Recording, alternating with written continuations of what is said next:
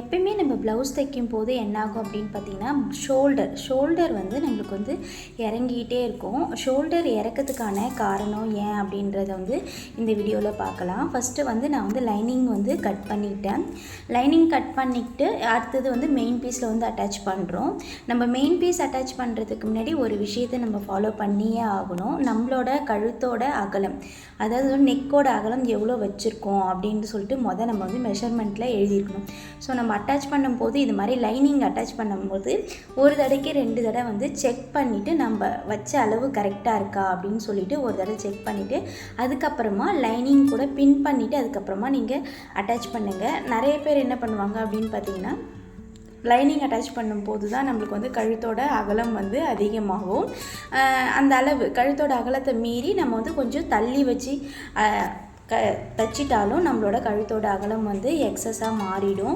So அதனால் வந்து first வந்து கழுத்தோட அகலம் எந்த அளவுக்கு வந்து கரெக்டாக வருதோ அதை வந்து டிசியால் மார்க் பண்ணிவிட்டு அதுக்கப்புறமா ஸ்டிச் பண்ணி ப்ளவுஸை தைங்க. இதுவே வந்துட்டு பயாஸ் பீஸ் வைக்கிறீங்க அப்படின்னாலும் நீங்கள் இதே மெஷர்மெண்ட்டை தான் நீங்கள் ஃபாலோ பண்ணணும். நம்ம வந்து கழுத்தோட அகலம் எவ்வளோ வச்சுருக்கோமோ அந்த அகலம் கரெக்டாக வருதா அப்படின்னு ஒன்ஸ் வந்து செக் பண்ணிவிட்டு அதுக்கப்புறம் தான் ஸ்டிச் பண்ணவே ஆரம்பிக்கணும். இந்த மாதிரி டைமண்ட் நெக் வந்து நம்ம தைக்கும்போது கார்னரில் நிறுத்தி ஊசியை நிறுத்திட்டு அதுக்கப்புறமா திருப்பி அதுக்கப்புறமா ஒரு தையல் போட்டு நீங்கள் திருப்பினீங்க அப்படின்னா நெக்கு வந்து ரொம்ப ஃபினிஷிங்காக இருக்கும், பார்க்க நீட்டாக இருக்கும். ட்ரை பண்ணி பாருங்கள். இந்த மெத்தட் வந்து உங்களுக்கு பிடிச்சிருக்கும் அப்படின்னு சொல்லிட்டு நான் நினைக்கிறேன்.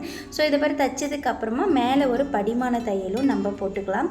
அப்போ இன்னுமே அழகாக இருக்கும். பட் நான் வந்து இதில் வந்து படிமான தையல் போடுறதுக்கான காரணம் வந்து இதில் வந்து ஒரு ஸ்டோன் வச்ச லேஸ் வந்து நான் அட்டாச் பண்ண போகிறேன். அப்போ வந்து நம்மளுக்கு வந்து துணி வந்து நல்லா மொத்தமாக தூக்கிட்டு இருக்குது அப்படின்ற மாதிரி இருந்ததுன்னா நம்ம ஸ்டோன் வச்சு அட்டாச் பண்ணும்போது நம்மளுக்கு நிச்சயமாக வந்து என்ன ஆகும் அப்படின்னு பார்த்திங்கன்னா ஊசி நீடில் வந்து உடையிறதுக்கு நிறைய வாய்ப்பு இருக்குது. அதனால் நான் என்ன பண்ணுறேன் அப்படின்னு பார்த்திங்கன்னா ஃபஸ்ட்டு வந்து அவங்களுக்கு மேலே ஒரு தையல் போட்டிருக்கேன். மேலே வந்து படிமான தையல் போட்டுட்டு அதுக்கப்புறமா நான் லேஸ் வச்சு அட்டாச் பண்ண போகிறேன். ஸோ இது ஃபுல்லாக அட்டாச் பண்ணதுக்கு அப்புறமேட்டா தான் நான் வந்து ஃபுல் ஃபினிஷிங் பண்ணுவேன். எப்பயுமே அப்படி தான் பண்ணுவேன். அதே மாதிரி நம்ம தைக்கும் போதே நான் என்ன பண்ணுவேன் அப்படின்னு பார்த்திங்கன்னா ஃபுல்லாகவே தைச்சி திருப்பினதுக்கப்புறம் நம்ம ஃபுல்லாகவே வந்துட்டு பேக் பீஸை ஃபுல்லாக இது மாதிரி லைனிங்கில் வச்சு அட்டாச் பண்ணிவிடுவோம். எந்த இடத்துலையும் சுருக்கம் வராமல் நீங்கள் வந்து அட்டாச் பண்ணணும். பார்க்கும்போது நம்மளுக்கு சுருக்கம் வராமல் இருக்கும். பட் தச்சு முடிச்சதுக்கப்புறம் பார்த்திங்கன்னா நிச்சயமாக வந்து நம்மளுக்கு வந்து சுருக்கம் வரும். அதனால் வந்து சுருக்கம் வராமல் இருக்கிறதுக்கு ஒரு சிலவங்க இப்போ வந்து க்ளூ வச்சு ஃபுல்லாக ஒட்டிட்டு லைட்டாக காய வச்சுட்டு அதுக்கப்புறமா இப்போ வந்து ப்ளவுஸ் அட்டாச் பண்ணுறாங்க. நீங்கள் அந்த மாதிரி கூட ட்ரை பண்ணலாம். நம்மளோட ப்ளவுஸ் வந்து நீட் ஃபினிஷிங்காகவும் நம்மளுக்கு கஸ்டமர் வந்து நிறையா கரெக்ட் டைமில் வந்து நிறைய ப்ளவுசஸ் வந்து கொடுக்கணும், சாட்டிஸ்ஃபைடு ஆகணும் அப்படின்னா நிறைய விஷயங்களை நம்ம ஃபாலோ பண்ண ஆரம்பிக்கணும்.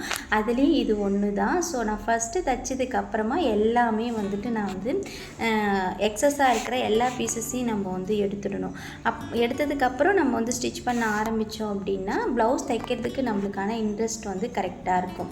ஸோ ஒன்ஸ் வந்து நான் லைனிங் வந்து அட்டாச் பண்ணதுக்கப்புறமா 2 சைடுமே ஆம்கோல்லேருந்து 2 சைடுமே அப் அண்ட் டவுன் இருக்கான்னு ஒரு தடவை செக் பண்ணுவேன்.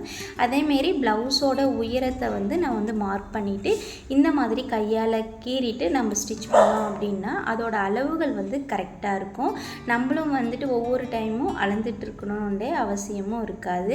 ஸோ எப்பயுமே நீங்கள் வந்து பேக் பார்ட் வந்து நீங்கள் ப்ளவுஸ்லேருந்து ஒரு மார்க் பண்ணிக்கிங்க. இந்த அளவு தான் இருக்கணும் அப்படின்னு சொல்லிட்டு பேக் பார்ட்டோட அளவை நீங்கள் வந்து மார்க் பண்ணிவிட்டு அதுக்கப்புறமா ஸ்டிச் பண்ணுங்கள்.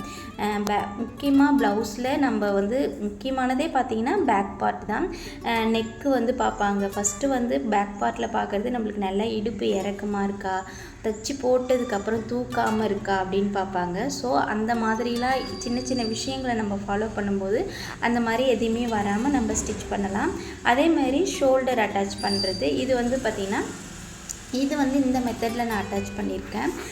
ஏன்னு கேட்டிங்கன்னா நான் லேஸ் வச்சு அட்டாச் பண்ண போகிறேன் அப்படின்னு சொன்னேன் இல்லையா. நாம் வந்து அந்த மாதிரி இன்விசிபிளாக பண்ணும்போது என்ன ஆகும் அப்படின்னு பார்த்திங்கன்னா அந்த இடம் லைட்டாக வந்து மோடாக இருக்கிற மாதிரி இருக்கும். நான் வந்து லேஸ் வச்சு அட்டாச் பண்ணேன் அப்படின்னா அந்த இடம் வந்து ஊசி வந்து உடையிறதுக்கு நிறைய காரணம் இருக்குது. அதனால தான் வந்து பார்த்திங்கன்னா நான் வந்து இந்த மெத்தட்லேயே நான் வந்து பண்ணுறேன். நீங்களும் வந்து உங்களுக்கு வந்து இந்த ஊசி வந்து தைக்கும்போது நம்மளுக்கு வந்து கல் வச்சு லேஸ்லாம் தைக்கும்போது உடையுது அப்படின்னா இந்த விஷயங்களும் நீங்கள் ஃபாலோ பண்ணுங்கள். ஸோ இப்போ ஃபுல்லாக வந்துட்டு 2 பக்கமும் ஷோல்டர் வந்து அட்டாச் பண்ணிட்டேன். பட் வந்து ஷோல்டர் வந்து அட்டாச் பண்ணும்போது ஒரு விஷயத்தை நான் மறந்துட்டேன். என்னென்னு பார்த்தீங்கன்னா, இந்த லேஸ் வச்சு அட்டாச் பண்ணுறதுக்கு நம்மளுக்கு வந்து ஒரு பக்கம் அட்டாச் பண்ணாவே போதும். ஸோ அதுக்கப்புறம் நான் பிரிச்சுட்டு மறுபடியும் வந்து அட்டாச் பண்ண ஆரம்பிக்கிறேன் லேஸு. இதுக்கு வந்து பார்த்திங்கன்னா ஒரு சைடு மிதி வந்து நீங்கள் வந்து போட்டிங்கன்னா உங்களுக்கு வந்து ஈஸியாக இருக்கும். பட் நான் வந்து என்னோடய மிஷினில் அந்த ஒரு சைடு மிதி left and right and centre தைக்கிற மாதிரியான இப்போ வந்திருக்க அந்த மிதி தான் வந்து வாங்கியிருக்கேன். இது வந்து பார்த்திங்கன்னா இங்கே லோக்கல் ஷாப்பில் எனக்கு வந்து ஒரு 150 ருபீஸ்க்கு கிடச்சிது. பட் நிறைய அந்த மாதிரி வந்து இந்த மாதிரி மிதி நிறையா விற்கிறவங்க இல்லை இந்த மிஷினுக்கு தேவையான இடத்துல அந்த எல்லாமே விற்கிற இடத்துல போய் கேட்டிங்கன்னா ஓரளவுக்கு நம்மளுக்கு வந்து கம்மியாக இருக்கிறதுக்கு வாய்ப்புகள் அதிகம். ஸோ அதுமாரி தைச்சதுக்கப்புறமா இந்த மாதிரி லேஸ் வந்து அட்டாச் பண்ணேன். ஆரி ஒர்க் மாதிரியே இருக்கும் இந்த லேஸு. ஆனால் ரொம்ப அழகாக இருந்தது. தைச்சதுக்கப்புறமா சாரியோட கலர் வந்து நல்லா டார்க் மெரூனு, ப்ளவுஸ் வந்து இந்த மாதிரி ஒரு லைட்டான மெரூனில் கொடுத்துருந்தாங்க. ஸோ தச்சு போட்டதுக்கப்புறமா அவங்க கஸ்டமரே என்கிட்ட கேட்டாங்க, ஆரி ஒர்க் பண்ணியிருந்தா கூட இந்த அளவுக்கு எனக்கு வந்து ஃபினிஷிங் கிடச்சிருக்காது. பட் பார்க்க ரொம்ப அழகாக இருந்தது. அதுவும் இந்த டைமண்ட் நெக்குக்கு நீங்கள் சிம்பிளாக டிசைன் வச்சு கொடுத்துருந்தாலும் பார்க்க நல்லா நீட்டாக இருந்தது. நன்றி அப்படின்னு சொல்லியிருந்தாங்க. எனக்கும் இந்த டிசைன் வந்து தைக்கும் இந்த லேஸ் வாங்கிட்டு வரும்போது எனக்கு இவ்வளோ அழகாக இருக்குமா அப்படின்னு சொல்லிட்டு எனக்கு தெரியாது. பட் தைச்சதுக்கப்புறம் போடும்போது இந்த டிசைன் ரொம்பவே அழகாக இருந்தது. நானும் அவங்கள பார்த்தேன், ரொம்ப அழகாக இருந்தது. உங்களுக்கு இந்த டிசைனோ இல்லை இந்த லேஸோ உங்களுக்கு பிடிச்சிருக்கு அப்படின்னா எனக்கு கமெண்ட் பண்ணுங்கள். இந்த லேஸ் வந்து எனக்கு வந்து நம்ம பக்கத்துலேயே இருக்கிற இந்த மாதிரி டிசைன் ப்ளவுஸ் தைக்கிறதுக்கு லேஸ்லாம் விற்கும் இல்லையா, அந்த ஷாப்பில் தான் நான் வாங்கியிருந்தேன். இது வந்து அவங்க வந்து ஹோல்சேல்லாம் கொடுக்க மாட்டாங்க. பட் ஹோல்சேலில் இது எவ்வளோ ரேட் இருக்கும் அப்படின்றது உங்களுக்கு தெரிஞ்சதுன்னா எனக்கு கமெண்ட் பண்ணுங்கள். நான் இங்கே வந்து லோக்கல் கடையில் இது வந்து 30 ருபீஸ் ஒரு மீட்ரு அளவுக்கு நான் வாங்கியிருந்தேன். இந்த ப்ளவுஸ் நான் ஸ்டிச் பண்ணதுக்கப்புறமா எந்த அளவுக்கு நம்ம வந்து ஸ்டிச்சிங் சார்ஜஸ் வாங்கலாம் அப்படின்றதும் எனக்கு சொல்லுங்கள். இது மாதிரி ஒன் சைடு தைச்சதுக்கப்புறமா மறுபடியும் வந்து ஒரு தையல் போட்டுக்கிட்டு வரணும். அது மட்டும் இல்லாமல் அந்த ஸ்டோன் ஒட்டி இருக்கு இல்லையா, அந்த ஸ்டோன் கிட்ட எல்லாம் நம்ம ஹெம்மிங் பண்ணுற மாதிரி ஒரு ஸ்டிச் பண்ணிக்கிட்டு வரணும். அப்போ தான் இதோட ஃபினிஷிங் நல்லாயிருக்கும். ஸோ இது ஓவராலாக இவ்வளோ வேலை இருக்குது. அப்போ நான் இந்த ப்ளவுஸ்க்கு நான் எவ்வளோ வாங்கியிருப்பேன் அப்படின்றத நினைக்கிறவங்க எனக்கு கமெண்ட் பண்ணுங்கள். ஆனால் ரொம்ப கம்மியாக தான், ரொம்ப கம்மின்னா ஓரளவுக்கு கட்டுப்படி ஆகிற மாதிரி தான் நான் வந்து ப்ளவுஸ்க்கு வந்து வாங்கியிருந்தேன். அது எவ்வளோன்னு சொல்லிட்டு நீங்கள் கமெண்ட் பண்ணுங்கள். இல்லை உங்கள் ஊரில் இந்த ப்ளவுஸ்க்கு நீங்கள் எவ்வளோ வாங்குவீங்க அப்படின்றதும் எனக்கு கமெண்ட் பண்ணுங்கள். இந்த டிசைன் உங்களுக்கு பிடிச்சிருக்கா அப்படின்ட்டு பாருங்கள். உங்களுக்கு பிடிச்சிருந்துன்னா இந்த வீடியோக்கு ஒரு லைக் பண்ணுங்கள். லைக் பண்ணுறது மட்டும் இல்லாமல் இதுக்கு பக்கத்தில் ஹைப்புன்ற ஒரு ஆப்ஷன் இருந்தது அப்படின்னா அந்த ஹைப் ஆப்ஷனையும் கிளிக் பண்ணி விட்டிங்கன்னா அடுத்தடுத்த வீடியோ வந்து உங்களுக்கு வந்து ஷேர் ஆகிட்டு இருக்கும். இவங்களுக்கும் நிறைய பேருக்கு வந்து இந்த டிசைனும் போய் சேரும்.